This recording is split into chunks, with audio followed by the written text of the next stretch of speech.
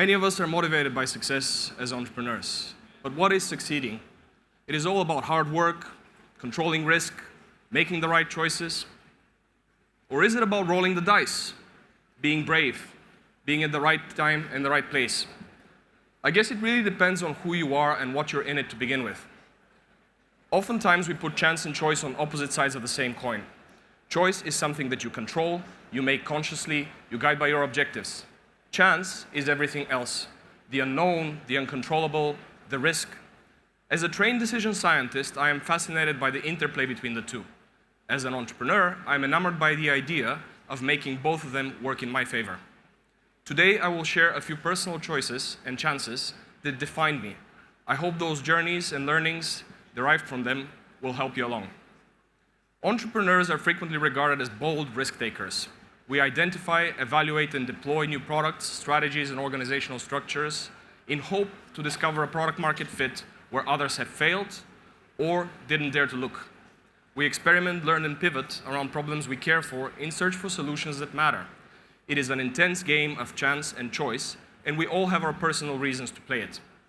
But it can often have very high stakes, both personally and professionally. In nearly 20 years of building businesses, I have seen many good-hearted, capable, ambitious friends suffer isolation, depression, burnout, regardless of how successful their businesses were. My conscious entrepreneurial journey started very early. At 14, I was a keen gamer. Coming from a low-income Bulgarian family, I did not want to spend money in computer clubs, so I decided in the summer of 2000 that I wanted to link my neighbors in a LAN network. Over a few nights, I taught myself how to set up the infrastructure, and within a week, I cabled up a dozen of households with a few routers. Soon, we wanted to upgrade from our dial-ups, so I went along asking for suppliers to sell to my network. One day, I was speaking to a friend, and he suggested that he could find a couple of antennas that I could borrow. I spent the bus ride home wondering, what can I do with this? How can I pay for these antennas and servers? How can I maintain my network? By the time I reached my house, my first business was born. Within less than a year, while at high school, I expanded my network across 3 neighborhoods, linked 9 apartment blocks, and had nearly 200 subscribers. It was informal, so one day a regulator called me and basically started asking difficult questions around licensing, permits, accounting. When they realized that I was an underage enthusiast, they gave me a choice: clean it up or shut it down. In panic, within 72 hours, I contacted each of the competitors in my 3 neighborhoods, and I managed to sell my network for a small but meaningful at the time for me amount. Then I realized what I wanted to do with my life. I also learned the first lesson I wanted to share with you guys. Allow for serendipity in your life. Serendipity is chances that turn in your favor. It is following a piece of string along and finding something good at its end. Entrepreneurs often suffer the illusion of control, but so many things do not depend on our decisions and choices. Sometimes it pays simply to play with a thought and ask yourself, what's the worst that can happen if I just follow this path? As you will see, my later life reaffirmed this and taught me a very simple min-max rule, which is, when taking a chance, design your choices to make the worst possible outcome palatable, and then just roll the dice. About a decade later, I had fully committed to an entrepreneurial career. I had built a few companies, brought them to break even. I had also developed a fascination with understanding choice, which led me to want to study decision sciences at the LSE. I had no idea how I'm going to fund my studies, but I was committed to figuring it out. In this effort, I undertook a venture-building consultancy gig in the summer in the States. It was a messy setup, but it did offer me pay, international experience, and a contact to apply my skills to. We were trying to quantify talent. The engagement expanded into the school year and essentially was funding my education. I had a tiny share in the business and practically no power at all. We had no product management, no clear responsibility, a lot of people with very strong opinions and very weak commitments. After a few months of this, I decided to pull out, giving up my shares and pay. Here's where I learned the second big lesson. Be clear about your values. Karma is a thing. Faced with uncertainty and imperfect information, decisions are always tough, but operating from values makes things simpler. For some, working on a failing project is fine as long as they get paid. For those who value their work, mastery and agency are essential. I didn't feel that my work made a difference, and I didn't want to waste the investors' money. So I wrote down several recommendations, thanked everyone for the opportunity, and walked away with conviction. Weeks later, a new CEO came on board and basically called me up asking me to run product and operations for the venture. I joined again, And I joined because I stepped away with convictions and I was clear about my values. I was listened to. Over the next years, we achieved product market fit and the company was bought. Furthermore, almost everyone who was involved played a critical part in my future career and personal life. Why? Because people appreciate those who are clear with their values. In fact, the CEO from that story later introduced me to a friend of his who was setting up a media tech company in Sweden. He was impressed by my work and asked me to lead R&D. After a few inspired discussions, I moved to Stockholm to co-found Newstag. This was one of the most ambitious and visionary projects in my career.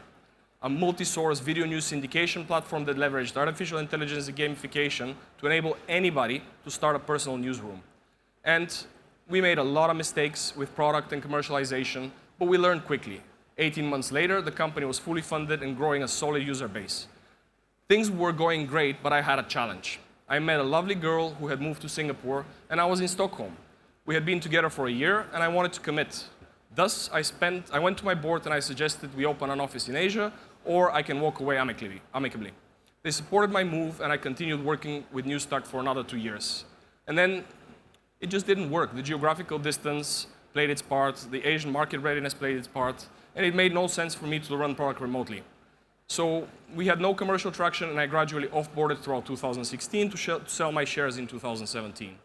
To this date, I wonder what could have been if I had stuck around. Then again, I have 3 wonderful kids and a happy marriage.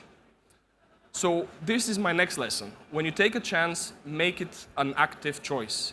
I knew my relationship may have not worked out, but I also knew that the move was a risk to my business, but it was a risk I was prepared to take. I was clear which chance was worth more to me. After exiting Newstag, I took sabbatical. My entrepreneurial journey had rewarded me, but I was very burnt out. I didn't have much of a plan. I didn't want to do anything. I didn't want to take decisions. So after 6 months off, eventually I decided to start another company offering analytics products to HR. I got a call from an old friend at the same time, and they urged me to join Citi as an entrepreneur in residence. I pretty much laughed. I had seen several corporate ventures. I politely declined because I didn't think that this would work. Within a few weeks, the program lead set up a call to discuss my views. We talked, we liked each other, and we kept talking about how I would see a functioning program. I saw this as a hedge in case my venture didn't take off. But as the conversation progressed, I had managed to set up the business, fund it, hired 5 people, launched an MVP, even secured the financing. Towards the end of 2017, things went south with my anchor investor, so I decided to jump ship and join Citi at last. I thought that this would be temporary. To be frank, I didn't really think that I would stick around in a corporate job. However, I never returned. Later in 2018, I transferred my shares to my wonderful co-founder and helped him move the business to Holland. The business is still around and doing well, but my career and my choices took a hard pivot. Building out Citi's venture builder in Asia and now globally gave me the opportunity to do entrepreneurial work while being there for my wife and kids. After years of risk-taking and giving every calorie to my companies, I had neglected myself and I was very prone to burnout. And this is where my last lesson comes. Be kind to yourself. Few other people will be. Take time to lead a balanced life that weaves into your entrepreneurial journey and ambitions with human joys. If you choose to be an entrepreneur, you have several swings at the bat, as we heard. Sometimes it pays to reset and learn, build a different skill, get into a different industry. You can design your choices in the ways that they preserve optionality for you and keep you on your path. It is much harder to make up for missing the important moments and not enjoying your life. In time, I will be back behind a startup. I will look at myself in the mirror, though, and I will know that I have given my kids a devoted father when they needed it in the early years. An entrepreneur's career is hard work. It requires many sacrifices and hard decisions, but it can also be joyful and sustainable. If you allow for serendipity, you will find different new paths for success. If you are clear about your values, decisions are easier and relationships get stronger. If taking a chance is an active choice, you're better prepared to face the outcomes of it. And if you give yourself space for family and friends, as we heard from all the other speakers as well, you will have the energy and the support systems to make bigger adventures, take bolder choices, and bigger chances. Thank you for your time. I hope this is helpful.